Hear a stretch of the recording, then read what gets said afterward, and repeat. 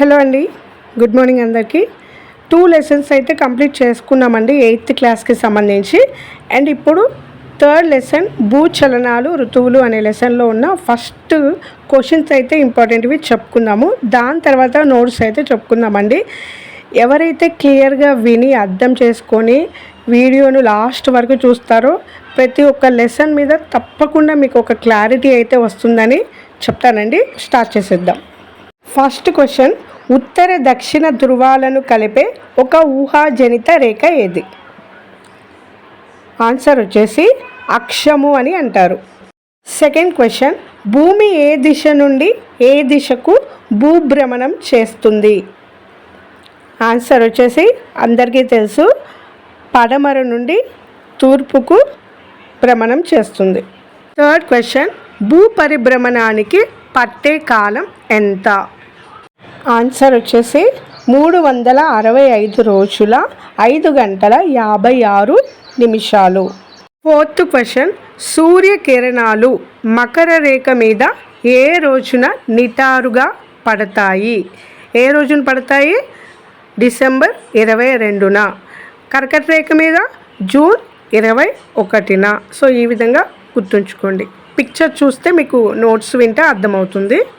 Next fifth question, భూమి అక్షం ఎంత మేర వంగి ఉంటుంది?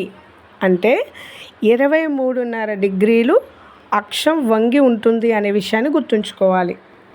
సిక్స్త్ క్వశ్చన్, ప్రపంచవ్యాప్తంగా పగలు రాత్రి సమానంగా ఉండే రోజులు?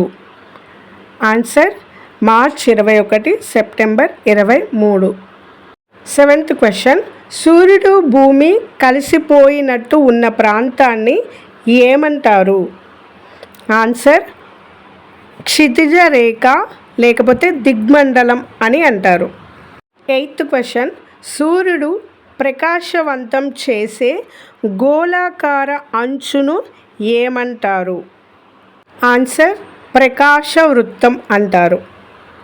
నైన్త్ క్వశ్చన్, కర్కట రేఖ మకర రేఖల మధ్య ఉన్న ప్రాంతాన్ని ఏమంటారు?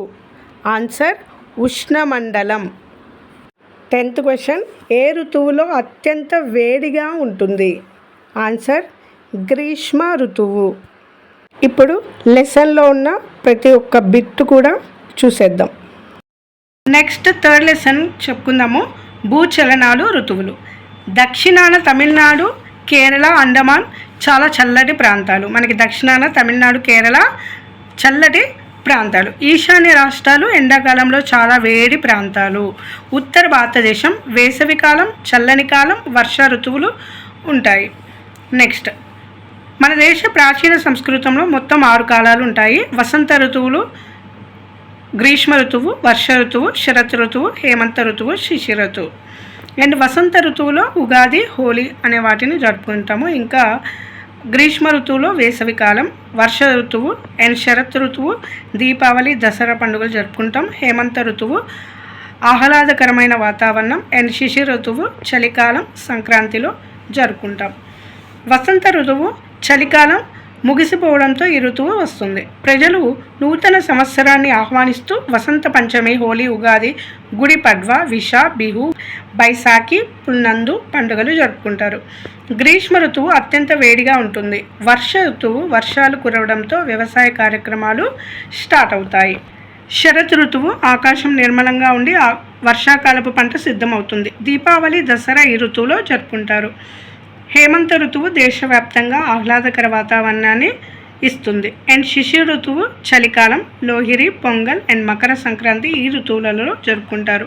ప్రపంచంలోనే ఉపధ్రువ మరియు సమశీతోష్ణ స్థితి ప్రాంతాలలో వేసవి, వసంత, శరత్, శీతాకాలం అనే 4 ఋతువులు మాత్రమే సంభవిస్తాయి. ప్రపంచంలో ఉపధ్రువ మరియు సమశీతోష్ణ ప్రాంతాలలో వేసవి, వసంత, శరత్, శిశిర ఋతువులు 4 ఋతువులు మాత్రమే ఉంటాయి. అయితే మన దేశంలో 6 ఋతువులు ఉంటాయి.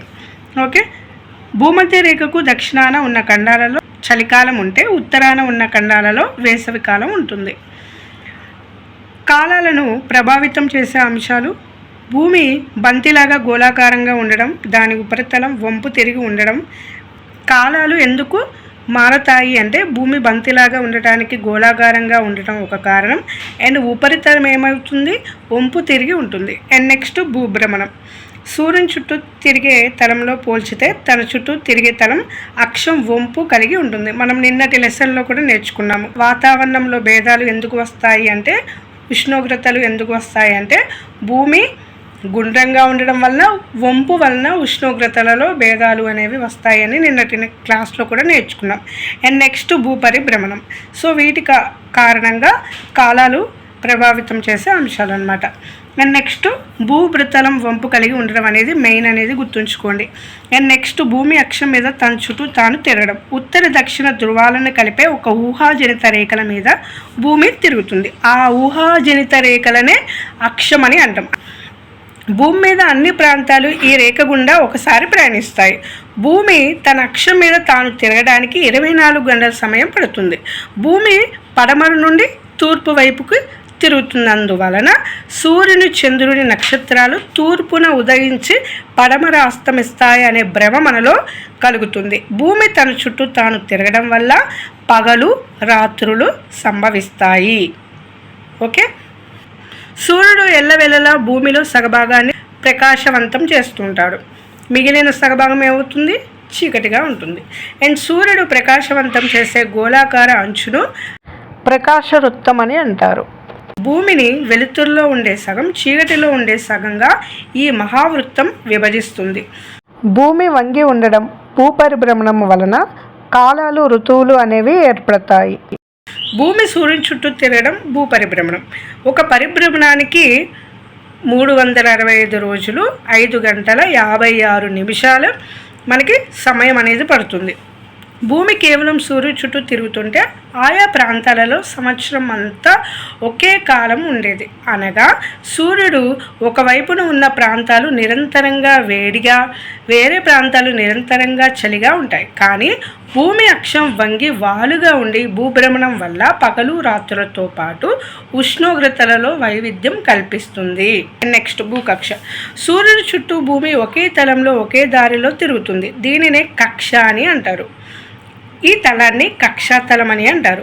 భూ అక్షం ఈ తలం మీద నిటారుగా 90 డిగ్రీలు ఉండగా వంగి ఉండు కోణం 66.5 డిగ్రీలు. అయితే ఇక్కడ మీరు ఒక్క విషయాన్ని గుర్తుంచుకోండి. ఎంత మేర అక్షం వంగి ఉంది అని అంటే 23.5 డిగ్రీలు అని గుర్తుంచుకోవాలి. ఓకే. కోణం అని అడిగితే మాత్రం 66.5 డిగ్రీల కోణం అనేది గుర్తుంచుకోండి. ఓకే.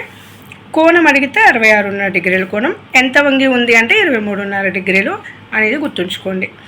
నెక్స్ట్ వంపు అనేది ఊహాజనిత అక్షం కనుక సూర్యుడు, చంద్రుడు మాదిరి భూమి కూడా నిటారుగానే కనిపిస్తుంది.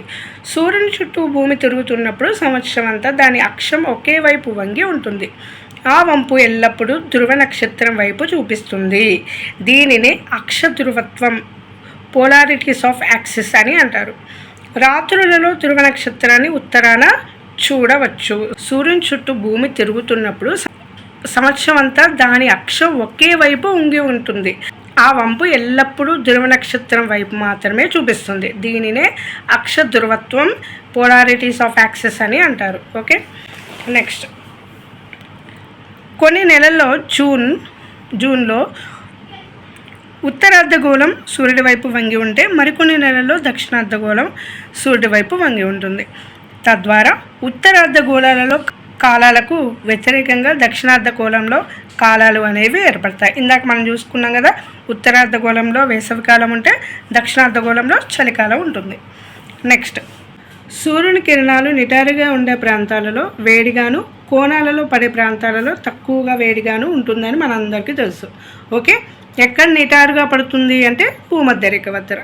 ఎక్కడ అతి చల్లగా వేడి ప్రాంతాలు లేకుండా ఉండేవి అంటే ధ్రువ ప్రాంతాలు అనేవి మనం గుర్తుంచుకోవాలి. అక్షం మీద భూమి వంగి ఉండడం వలన సూర్యుడికి నేరుగా ఉండే ప్రాంతం సంవత్సరం అంతా మారుతుంది. ఇక్కడ మార్చి నెలల్లో 21న సూర్యుని కిరణాలు భూమధ్య రేఖ మీద నిటారుగా పడతాయి. అండ్ జూన్ నెలలో 21న సూర్యుని కిరణాలు కర్కట రేఖ మీద ఉత్తరార్ధగోళంలో నిటారుగా పడతాయి. అండ్ సెప్టెంబర్ నెలలో 23వ తారీఖున సూర్యుని కిరణాలు మరలా భూమధ్య రేఖ మీద నిటారుగా పడతాయి. అండ్ డిసెంబర్ నెలలో 22న సూర్యుని కిరణాలు మకర రేఖ మీద దక్షిణార్ధగోళంలో నిటారుగా పడతాయి. అంటే సంవత్సరంలో ఏదో ఒక సమయంలో సూర్యకిరణాలు నిటారుగా పడతాయి. సో ఈ యొక్క డేట్స్ అనేవి గుర్తుంచుకోండి. ఫర్ ఎగ్జాంపుల్ ఇక్కడ ఇది భూమధ్య రేఖ అని మనం అనుకుంటే ఇది కర్కట రేఖ, మకర రేఖ. సో ఇక్కడ సూర్యుని కిరణాలు భూమధ్య రేఖ మీద మార్చి 21న నిటారుగా పడతాయి. అయితే ఇక్కడ మీరు మార్చ్, ఏప్రిల్, మే 2 నెలలు వదిలేసి జూన్, అండ్ జూలై, ఆగస్ట్ 2 నెలలు వదిలేసి సెప్టెంబర్, అండ్ అక్టోబర్, నవంబర్ 2 నెలలు వదిలేసి డిసెంబర్. సో ఇక్కడ భూమధ్య రేఖ మీద మార్చ్ 21న సూర్యకిరణాలు నిటారుగా పడతాయి. అండ్ నెక్స్ట్ జూన్ 21న కర్కట రేఖ మీద సూర్యకిరణాలు నిటారుగా పడతాయి. అండ్ నెక్స్ట్ 2 months తర్వాత సెప్టెంబర్ 23న మరలా భూమధ్య రేఖ మీద సూర్యకిరణాలు నిటారుగా పడతాయి. అండ్ నెక్స్ట్ వచ్చేసి డిసెంబర్ 22న సూర్యకిరణాలు మకర రేఖ మీద పడతాయి. సో ఈ విధంగా మీరు మ్యాప్ అనేది గుర్తుంచుకోండి, ఈజీగా అర్థమవుతుంది. అండ్ నెక్స్ట్ జూన్ 21న చెప్పుకున్నాం కదా, సూర్యకిరణాలు నిటారుగా పడతాయి. ఎక్కడ పడతాయి? ఉత్తరార్ధగోళంలో. ఓకే, అప్పుడు వేసవి కాలం ఉంటే అండ్ దక్షిణార్ధగోళంలో శీతాకాలం ఉంటుంది. అండ్ సెప్టెంబర్ 23న ఉత్తరార్ధగోళంలో శరత్కాలం ఉంటే దక్షిణార్ధగోళంలో వసంతకాలం ఉంటుంది. అండ్ నెక్స్ట్ డిసెంబర్ 22న ఉత్తరార్ధగోళంలో శీతాకాలం ఉంటే దక్షిణార్ధగోళంలో వేసవికాలం ఉంటుంది. అండ్ మార్చ్ 21న ఉత్తరార్ధగోళంలో వసంతకాలం ఉంటే దక్షిణార్ధగోళంలో శరత్కాలం ఉంటుంది. సో నెక్స్ట్ కర్కట రేఖ, మకర రేఖ మధ్య ఉన్న ప్రాంతాన్ని ఉష్ణమండలం అని అంటారు. ఫర్ ఎగ్జాంపుల్ ఇది భూమధ్య రేఖ అనుకుంటే పైన ఉన్నది కర్కట రేఖ, కింద ఉన్నది మకర రేఖ. సో ఈ రెండింటి మధ్యన ఏమవుతుంది? బాగా ఉష్ణోగ్రత ఎక్కువగా ఉంటుంది, ఎందుకంటే అక్కడ సూర్యకిరణాలు ఎక్కువగా పడతాయి కాబట్టి. సో దాన్ని ఏమంటారు? ఉష్ణమండల ప్రాంతం అని అంటారు. ఈ మండలం సూర్యుని నుండి చాలా వేడిని పొందుతుంది. నెక్స్ట్ విపత్తులు అంటే ఏంటంటే మార్చ్ 21న సెప్టెంబర్ 23న 2 రోజులు కూడా మనకి ప్రపంచవ్యాప్తంగా పగలు రాత్రి సమానంగా ఉంటాయి. ఈ 2 రోజులను విషవత్తులు అని అంటారు. మార్చ్, సెప్టెంబర్ ఆ డేట్స్ అనేవి గుర్తుంచుకోండి, 21, 23. ఉష్ణమండలం నుండి ఉత్తర దక్షిణ ప్రాంతాలకు వెళ్తుంటే సమశీతోష్ణ మండలాలు వస్తాయి. ఇవి వేసవి కాలంలో వేడిగాను, శీతాకాలంలో చలిగాను ఉంటాయి. సమశీతోష్ణ మండలాల నుండి ఉత్తర దక్షిణ ప్రాంతాలకు వెళ్తే ధ్రువ ప్రాంతాలు వస్తాయి. ఈ ధ్రువ ప్రాంతాలలో 6 నెలలు చీకటి, 6 నెలలు వేడి, వెలుగు అనేది ఉంటుంది. పగలు ఉన్న సమయాల్లో కూడా సూర్యకిరణాలు చాలా ఏటవాలుగా పడటం వల్ల సూర్యుడు ఆకాశం పైకి ఎక్కడు. సూర్యోదయం అయ్యే ప్రదేశం కొంచెం ఎత్తులోనే సూర్యుడు ఉంటారు. ఎక్కడ? ధ్రువ ప్రాంతాలలో సూర్యుడు అనేవాడు ఉంటాడు, కానీ ఏటవాలుగా పడటం వల్ల అక్కడ ఏంటంటే ఎక్కువగా ఎండ అనేది ఉండదు. సూర్యుడు భూమి కలిసిపోయినట్టుగా ఉండే ఈ ప్రాంతాన్ని క్షితిజ రేఖ దిగ్మండలం అని అంటారు. సో ఇది గుర్తుంచుకోండి, ఓకేనా? సో ఇదండి మనకి భూచలనాలు, ఋతువులు అనే పాఠం. అర్థం చేసుకుంటే ఈజీగా అర్థమవుతుంది. మరలా అర్థం కాలంలో మళ్ళీ ఒకసారి రిపీట్ చేసుకొని వినడానికి ట్రై చేయండి. ఓకే, వీడియో కనుక మీకు యూస్ఫుల్గా అనిపిస్తే తప్పకుండా లైక్ చేసి సబ్స్క్రైబ్ కూడా చేసుకోగలరు. Thanks for watching.